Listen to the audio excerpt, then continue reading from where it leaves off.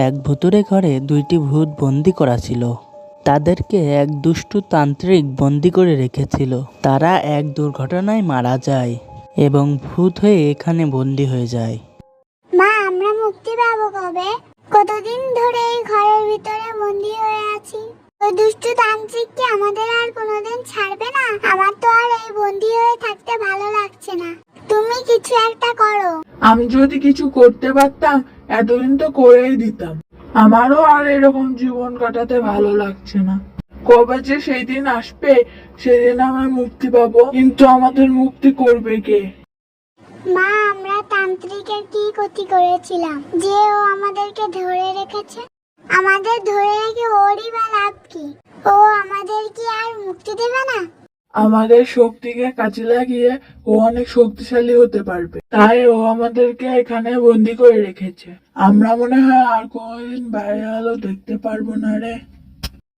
অনেকদিন ধরে বন্দি থাকার কারণে মেয়েটি পুরো আশায় ছেড়ে দেয় এবং ঘরের এক কোণে গিয়ে চুপ করে বসে থাকে। অন্যদিকে মা মেয়ের এরকম বসে থাকা দেখে অন্য ঘরে চলে যায়। তারা এরকম বন্দি জীবনে অভ্যস্ত হয়ে গেছে এবং এভাবেই তাদের দিন কেটে যায়। একদিন রাতে এক পথিক হাঁটতে হাঁটতে জঙ্গলের মাঝে হারিয়ে যায়। সে গভীর জঙ্গলের মাঝে হঠাৎই থেমে পড়ে। কি যে করি, কোথায় যাব এখন? আজকে নতুন জায়গায় এসেছি বলে এরকম বিপদে পড়লাম, না হলে তো এরকম হওয়ার কথা নাই। যাই একটু সামনের দিকে গিয়ে দেখি। এই বলে পথিক জঙ্গলের থেকে বেরিয়ে অন্য একটি জায়গায় যেতে চায়। হাঁটতে হাঁটতে পথিক চলে আসে সেই বন্দি থাকা মা ও মেয়ের ভূতের বাড়িতে। কি এখানে দেখছি একটা বাড়ি। ভালোই হলো, আজকের রাতটা এখানেই কাটিয়ে দেওয়া যাবে। এখন বাড়ির লোককে শুধু রাজি করাতে হবে, তাহলেই হয়ে যাবে। আর বাড়ির ভিতর যদি কেউ না থাকে তাহলে তো আমার জন্য অনেক ভালো হবে। যাই দেখি। মা, কেউ যেন মনে হয় আসছে। বাইরে থেকে শব্দ হচ্ছে। তান্ত্রিকের তো এখন আসার কথা না। তান্ত্রিক যদি এখন না আসে, যদি অন্যজন আসে, তাহলে আমাদের খুব ভালো হবে। আমরা তাহলে মুক্তি পেতে পারবো। চল আমরা এখন অদৃশ্য হয়ে যাই। কিছুক্ষণ পর লোকটি বাড়ির ভিতরে ঢুকে পড়ে। বাড়ির ভিতরে ঢুকে সে এদিকে ওদিকে দেখতে থাকে, কিন্তু কাউকেই খুঁজে পায় না। ভূতেরা অদৃশ্য হওয়ার কারণে লোকটি তাদেরকে দেখতে পায় না।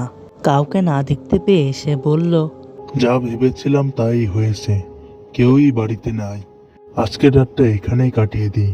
খুব ক্লান্ত লাগছে, এখন একটু ঘুমাবো।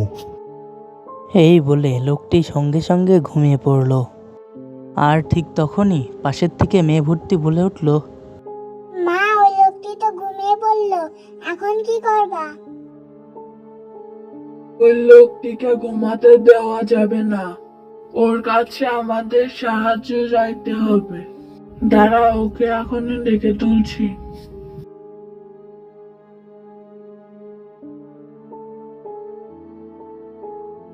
এই যে শুনুন, আমাদের একটু সাহায্য লাগবে।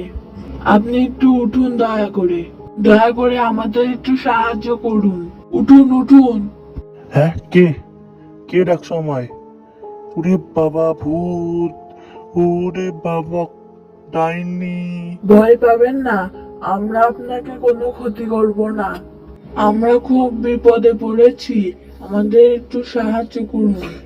এক দুর্ঘটনায় আমরা মারা যাই, তারপর থেকে আমরা আত্মা হয়ে ঘুরে বেড়াচ্ছি। কিন্তু আমি কিভাবে তোমাদেরকে সাহায্য করব? আমি সামান্য মানুষ হয়ে তোমাদেরকে সাহায্য করতে পারবো না। আমাকে ছেড়ে দাও। আগে আমার কথাটা তো শুনুন। এক দুষ্টু তান্ত্রিক আমাদেরকে বন্দি করে রেখেছে। এই ঘর থেকে বেরোতে হলে আপনার সাহায্য লাগবে।